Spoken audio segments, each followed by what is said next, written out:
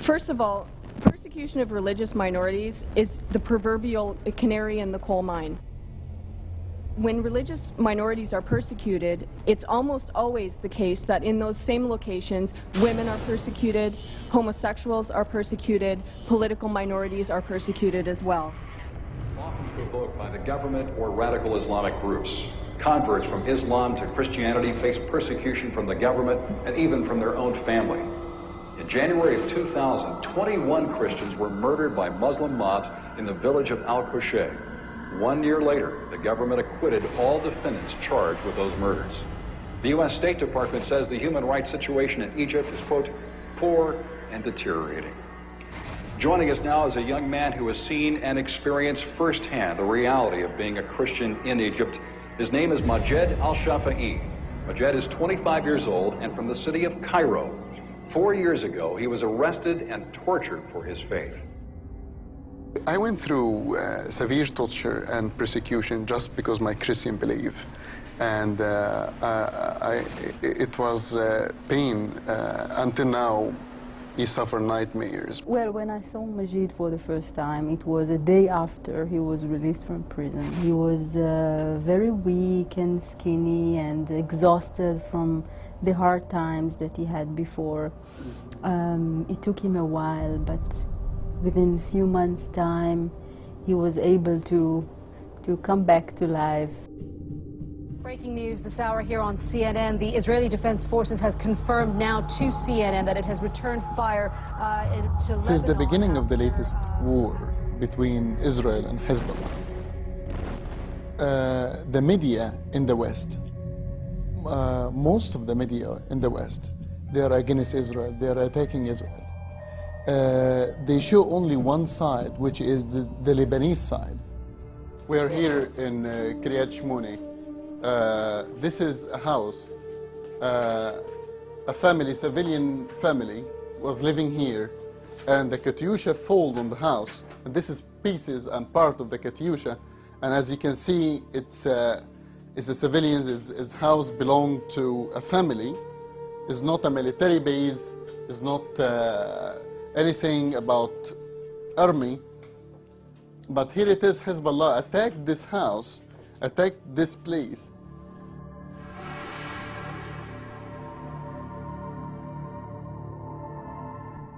We are here in Islamabad, in the capital of Pakistan. We are here in an area called Sharas Colony. And Sharas Colony is an area that most of them Christian families, and there are around 100 Christian families here. They are living in a very poor condition. They have no food. They have no clean water. There is no education for the kids. There is no health care. And all of this, and just because they're Christians, all of this, they don't receive any help from the government. They don't know even how they can survive tomorrow, but they're still surviving by the grace of God.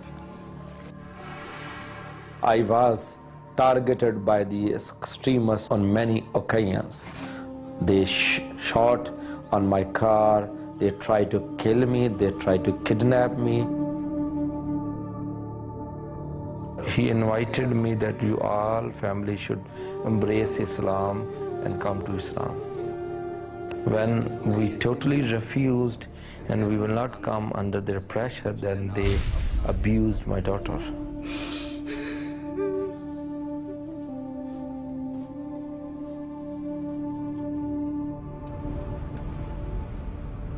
Mohammed al-Shafi'i fled to Canada as a refugee. Today he's returning from another long journey. He was in Afghanistan on a mission to say thank you to our Canadian soldiers. And Reverend al-Shafi'i joins us now in studio. So now you were in the Kabul area, correct? I was in Kabul area and around Kabul, yes. Right. Tell me why you decided to go there.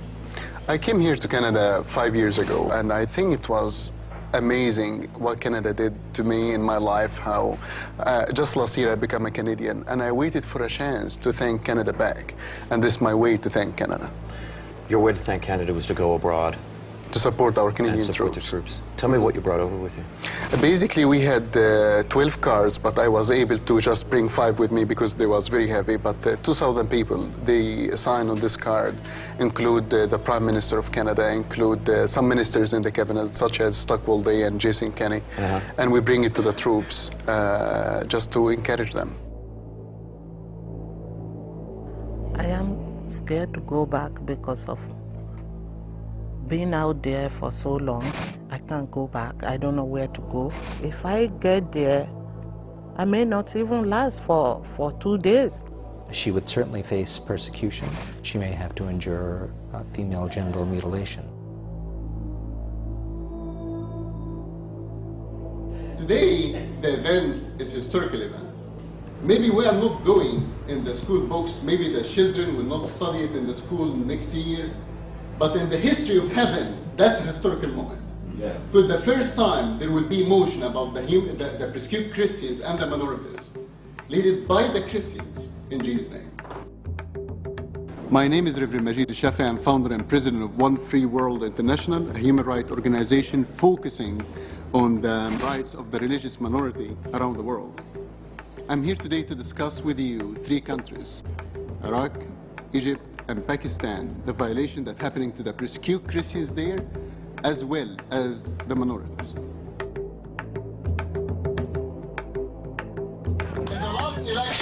In the last election, it was my first time to vote. It was my first time that my dream to be in a free country and my vote counts. But this coalition want to take this dream and change it to nightmare. It's actually worse than the nightmare because you can wake up from the nightmare, but you cannot wake up from your vote does not count. What they don't know about Canadians, we prefer to live poor but free than rich, and our vote does not count. My last message to the leaders of these coalitions: you can try to take the House, you can try to take the government, but you will never take the free will of the people. God bless Canada, always and forever.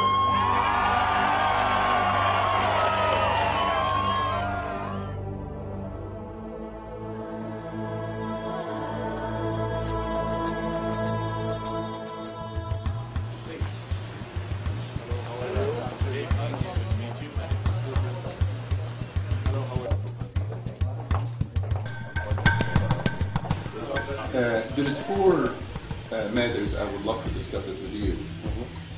Number 1 matter is, this is the blasphemy.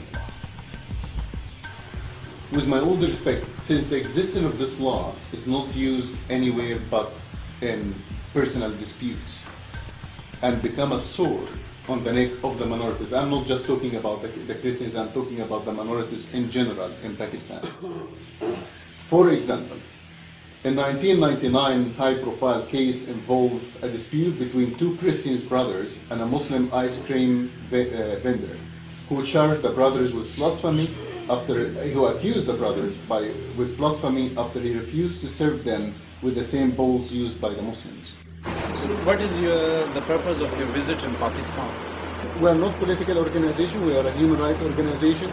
In Pakistan, there is a serious violation of human rights against the minorities and need to be addressed with all the ministers, with the foreign affairs, with the minority minister, and with the human rights ministers. And we discussed it with them. There was 4 issues. We will stand with the minority.